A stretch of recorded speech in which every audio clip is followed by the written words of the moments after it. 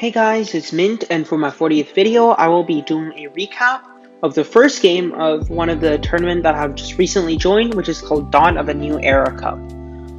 This is the first season of the tournament, and I think they'll be hosting it yearly from now on. So that will be something that I might do in the future, depending on time and otherwise, but this is something that I joined mostly for fun, and I have been quite free recently, so I just joined this for fun and to play a couple of games. And this tournament, I'll link the information of the tournament in the description below, so you guys can click it and check out the tournament itself, as well as how everybody is doing. So the format of this tournament is a round-robin tournament that there's eight participants, and it's a round-robin tournament, so everyone will get to play everyone. Where there will be each person will play 7 games against the 7 other people in this tournament. And the first round was today, April 23rd. And from today, every single week from now, there will be 1 game being played. So each week, everybody at 1:30 p.m. PST, which is Pacific Standard Time, I believe. So at 1:30 PST, each Saturday from today, there will be 1 game that is played. And for more tournament information, you guys just check out. I have included details of this tournament in the links in the description below. So this is the first game of the tournament, and as the tournament requires, we are using an anonymous account to play. And I am using my own account to review the game. So without further ado, let's get into the game. So for the first game, I was white, and I start the game with d4. So as white, I have a couple of openings that I like. So they're either d4 or f4. That's what I prefer. And I don't really like e4 lines. I haven't studied them as much, and I'm more familiar with the d4 lines and the f4 lines. So the d4, which has some options, which when the opponent goes d5, which is one of the most common responses to d4, I can either go c4, which is the Queen's Gambit, or e4, which is the Black Redeemer. That's it's a gambit. You gambit the pawn. But I rarely play e4 in tournaments, because with people who know what they're doing, with fairly highly rated players, they know how to deal with this. They just go takes, and it's very bad for white. So in tournaments, mostly I play d4 or c4, which is the Queen's Gambit, or I can perhaps play f4, which is the bird's opening, f4, knight f3, g3, bishop g2, and then castle. And today I thought I'm not going to do the birds. I'm going to do something that's more common and just do this. So I went d4, my opponent responds with d5, and I go c4, which is the Queen's Gambit. They play e6, which is the main line, and now I went knight c3, putting more pressure on this pawn. My opponent goes knight f6. This is all very standard theory, and I go bishop g5. I think the most common line here is actually, I believe, bishop g5 as well as knight f3 are 2 of the more more common lines that's being played. But in this game, I chose to go bishop g5, which pins this knight. Normally black would go for c5 in this position.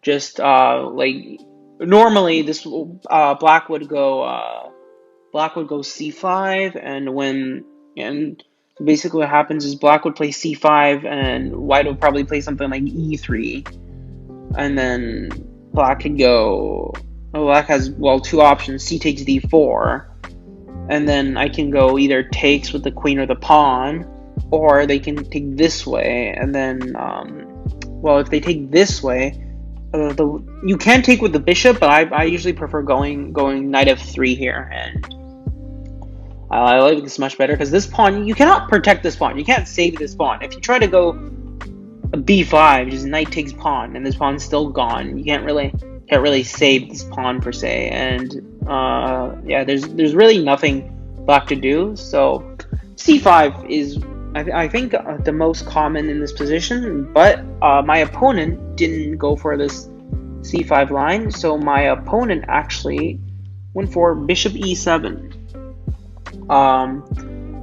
Which, I mean, it's also one of the moves. I don't think it's as common as c5, but it's also a very good move. It's very standard. And at this point, I go knight f3, and my opponent goes h6, so kicks out my bishop. So I have a couple of options here. I can either go bishop takes knight, which obviously it's if I go bishop takes knight, then obviously bishop takes knight, bishop takes bishop, and like this could be one continuation where you go just e3 and castle. I didn't really want to trade my bishop for a knight here, so I went with the other option, which is bishop h4. And so yeah, I went with the other option, which is bishop h4. Didn't want to trade the bishop for the knight, and this is also one of the common lines as well. My opponents respond to this with a6. So at the time, I was thinking that they were stopping me from going here, maybe stopping knight b5 lines, because one of the potentials. Let's go back. Because one of the potential threats here is, if this wasn't played, like say I don't know, black just goes like here or something, just for example, and like say this happens, which is probably unlikely. This is very dangerous. Knight takes c7 is very dangerous. Like, even if black castles out of the fork, the white can still do this, boom, boom, and then like play like this. And then black is in trouble. This is a fork. The rook's getting hit. And even after takes. This is not very good for black. Black's knight undevelops. White traded a knight and a bishop for a rook and 2 pawns. And this is unpleasant for black. So at the time I thought that a6 was just to prevent this line with knight here, and I didn't really think about this too much. So I went ahead and I played a3, mostly because I don't really want this bishop to come here. Because what I was thinking at this point was this was actually a massive blunder, and I mean, I wouldn't say like a massive blunder, but it really did. It would be a mistake. So before this, after analyzing with Stockfish, this was winning for white. This was winning for white. But after a3, it was losing. My train of thought was, if I obviously I'm not going to play rook g1, but like say I didn't go a3, right? I just went and played a random move like rook g1. Black, I was afraid that black would have this, kick out my bishop, and then put his bishop here, pins the knight, right? Then after takes, like I don't really want to go this. Like I don't really want to put my knight in a pin and then have this structure. Like after this, right? I don't even have much after this. Like what can I play here? Like this is, I feel like this is very bad for me. So I don't really want to go into this. So that's why I went with a3, because I didn't want the bishop to come here. However, this was a mistake, and you will see why. Because after a3, my opponent plays pawn takes c4. The reasoning for this is, you will see. Normally, if before all this was played, like say I do this step, right? Before he plays, this is the significance of a6 that I missed. So previously I was like, okay, a6, what's the problem? They're just defending me from going knight b4. However, this is something that I did miss. Say, if they didn't do this, after takes, push, this pawn is dead. Black has no way of defending this pawn. This gets taken. Nothing else can protect this pawn. There is no other piece that can defend the pawn. However, after a6, a3, they can take. Because when I go e3, they go b5. I cannot take this because it's protected. So in this position, what black is a straight up a pawn. So a3 was a very terrible move. I lose a pawn. However, at this stage, I don't want to give up just yet. This is still very weak for black. Alright, this is a little very weak, so I'm trying to regain my pawn here. So my train of thought at this point is I just wanna regain my pawn. A4. The idea for this is after pawn takes, black cannot take back. Because after this, right? After takes, so black cannot take back here, because if black cannot take back, because say black just castles here, right? I can take. Black absolutely cannot recapture this, because when black recaptures here, rook takes rook. I'm up a piece. I'm basically up a rook. Like, there's nothing black can do. Black can try to like do this, but I'll just come back, right? And then this is just, and then I don't know. Black is just completely losing in this position. I don't actually even have to come back. I can even go here. You know, like rook a7. So that's why I went a4, because I want to take here. However, black did something very interesting. So black actually played c6. So what I was thinking here was, okay, this doesn't matter. I can go pawn takes, knight takes. That's what I was thinking. That's what I was evaluating, right? Because this doesn't really help. Because when knight takes, what I was thinking was pawn takes, knight takes, black cannot take back, because the same thing that we just discussed, the rook takes rook. However, one thing that I missed in this position was actually, like, my opponent spent like 5 minutes on this c6 move. Like, my opponent was thinking like a long, like my opponent spent 5 minutes on this move. So I was very curious, because after this, I thought this move does not work. And I don't really understand why. As you guys can see, this is 20 minutes with a 15-second increment each move. So my opponent spent 5 minutes, which is a reasonably large amount of time here. I thought this doesn't work because I can go here. Black simply cannot take back because the rook is pinned. I thought they misevaluated this. I thought they didn't really evaluate this. However, this shocked me a lot, because my opponent went a takes b5. So I was just sitting there. I'm like, what? So like, I thought for 5 minutes of I thought for 5 minutes myself here. I'm like, how can black do this and go unpunished? Like, their rook is hanging. Like, I have to take this rook, right? And I was right. I evaluated this with Stockfish after. I was right. I did have to take the rook. However, black was not losing. This was the right move. Stockfish a takes b5 was apparently the only move by Stockfish that was winning for black. This is the only move that wins for black in this spot. Pawn takes knight.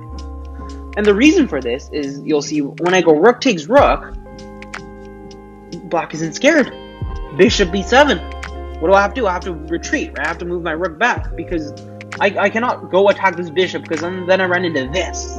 And now I have to go back again, and this just developed black's queen, which is very bad. So I went rook. I went rook a1. I'm like, okay, I'll retreat. But the reason why this is actually not losing for black, even when black is down a rook, black is down an entire major piece. But this is still winning for black, because black has the advantage. They have the initiative, which is very important. Bishop b4 check. The whole point of me going a3 was to avoid this bishop from coming here. And this is the reason why, in this position, black cannot take back like this. Because after it takes, this bishop cannot come here with check. I have a knight in the way. This does not come with check. However, in this position, black has a check. Black can check me here. So this is just very bad for me now. I mean, I went king up because I simply have to, right? I guess people are gonna say, okay, well, you can go here. Well, I can't. I evaluated this. I absolutely simply cannot. Why? Black goes here. What am I gonna do? What am I gonna do? BG3? Here. And this is just very detrimental for me, because there's nothing I can do here. There's absolutely nothing I can do here. This bishop is hit, but most importantly, this is hit. So like this, I'm just so dead. And Stockfish puts this position at like -5. So this is just absolutely terrible. So I cannot go here. This is I simply cannot go knight d2. That's not an option. Which is why I went which is why I did what I did. King e1. And basically, I mean king e2. And basically in this position, I cannot go. I can't put back. And king e2. My opponent here still attacks my bishop. He still attacks my bishop, so it goes g5, right? It goes g5. And now, I mean, this is forced, right? I gotta bring my bishop back. Go bishop g3. This is all very much forced.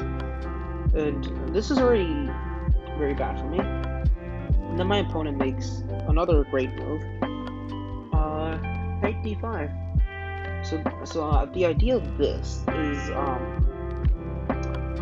it's basically moving this knight into the center where it's more active. I can, which this is much more active, and at the same time, it allows them to make pawn breaks. With the e and f pawns, you can just push them forward, sword my king. I went queen c2, trying to make sure that they cannot go here and here, because then I just take this, and as well as centralizing my queen. My queen's doing nothing here. It's putting this here. It's a bit better. I mean, it sees a lot of different stuff, this diagonal too, but really at this point I am losing fairly. I'm losing like to a fairly biggest extent. f5. Like I said, f5 is coming. To go h4, because if I don't, my bishop is trapped. Like I simply have to make space, and this is just not very active, right? This is pretty bad. I was hoping that after f4 we can have like takes, and I attack the queen, right? But my opponent doesn't go for this. My opponent doesn't go for this either. My opponent doesn't go for this. My opponent goes for this. Attacks my knight. So yeah, I did not see that coming. I didn't have too much time on the clock at this point, so I was making my moves fairly quickly because I don't want to run out of time, right? Even though there's a 15-second increment, it's pretty bad to run out of time when I'm just relying on the increments. So I didn't really calculate this, and at this point I have to retreat my knight, and now my opponent doesn't even attack me. My opponent goes knight c6. So just continue advancing their piece. I'm thinking this is coming at this point. This is coming, I guess. Just come here, or even like push, come here, like all sorts of ideas, right?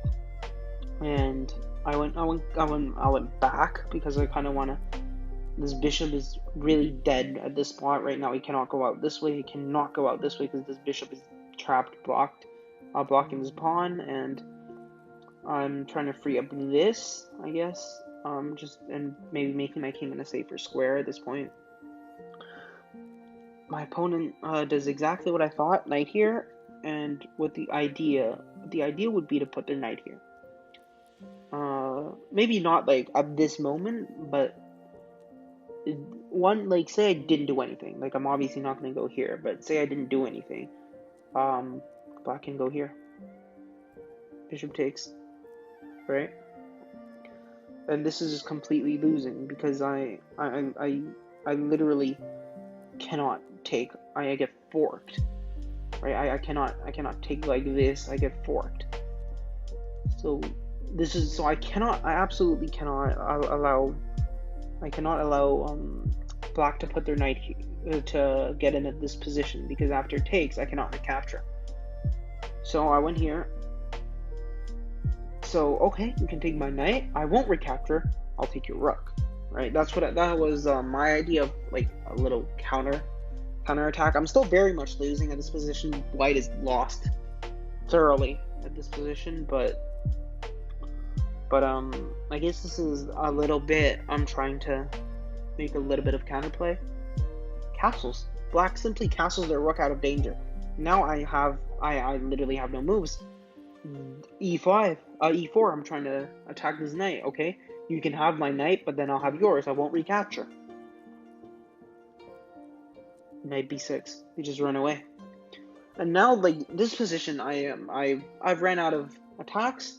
I have to go b3 because after this does not work anymore. Like if they take, then I mean like I was thinking after this, if they take, I still cannot recapture here. But I mean, wait, sorry. Yeah, I can take like this because after this, if black tries this, right? If black tries this, then I have this. That's what I was thinking. And this will be very good for me. Like this position, I have mate right here. So black cannot take my rook, and this is just not losing anymore because I've pushed e4. This is the significance of e4. Now my queen can go here after recapturing the bishop. So I went here. Black obviously sees that this is no longer possible, so they go here. Knight c6. They retreat. They're not gonna fall for this, right? They're gonna go here. Sorry. Where was I? Yeah, they're gonna go back. And now I took this pawn. Just try to counterattack it a little bit. I'm currently up material, so if I'm able to trade off all of black's pieces, I still win because I'm up material. Black does not take my pawn. Black takes my bishop, which was the piece that I was trying to attack black with. I take back, and then black plays this move. Black plays this move, which is very devastating and attacks my rook. I go rook c1, and then black goes here, attack my queen. And after queen a2, rook a8, I resign in this position because there is simply nothing I can do here. Like in this position, there's black is so lost right now. There's nothing. Well, when I was evaluating this with Stockfish after, black actually has forced mate in 8. I didn't see a forced mate in 8. I don't know if my opponent saw the forced mate in 8, but feel free to find the mate in 8 if you guys are watching. I don't know, like let me know in the comment section if you find it. There's a mate in 8. Yeah, but in this position I just thought I was totally lost. My queen, I cannot go anywhere on this file. I can't go here. I can't go. I can go like here or here, but I just think this position is completely lost for me. I was right, it was, and I actually can't even go here because of the bishop. I have to go here. So I thought it was completely lost, which I was. Like I feel like even here, like what is this? Yeah, no, I can't even go here. This is just mate right here, right? So my queen's dead and I'm trapped and I'm just lost. So yeah, this was my first game. Hope you guys enjoy my recap, and so every Saturday I will be doing more recaps regarding my games, and I hope you guys liked it. And this will be all for today. If you guys want to check out the, just follow the tournament. The link is in the description below, and I'll see you guys next time.